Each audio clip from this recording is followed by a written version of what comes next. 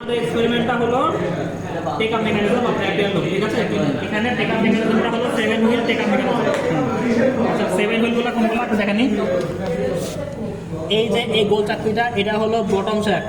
Bottom শ্যাফটের থেকে এই যে হুইলটা লাগানো আছে, এখান থেকে এই যে এখানে একটা হুইল, এই হুইলটা হলো সেকেন্ড হুইল। সেকেন্ড হুইল থেকে আমাদের কানেক্টিং রড, এই যে কানেক্টিং রড, কানেক্টিং রড থেকে যাচ্ছে হলো এই হুইলে।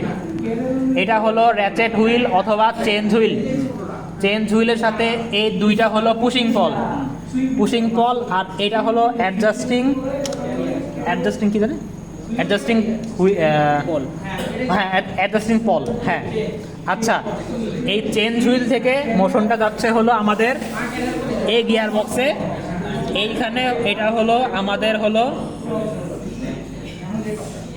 3 নাম্বার গিয়ার, এটা 4 নাম্বার গিয়ার, এটা 5 নাম্বার, এটা 6 নাম্বার এবং এই যে 7 নাম্বার। ঠিক আছে, আরেকবার একটু দেখা।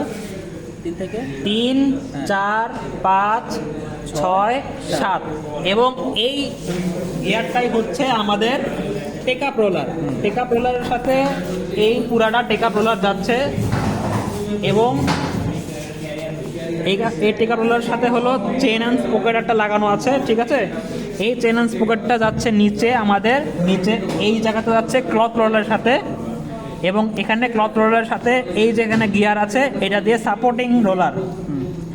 এই হলো আমাদের টেকআপ মেকানিজম।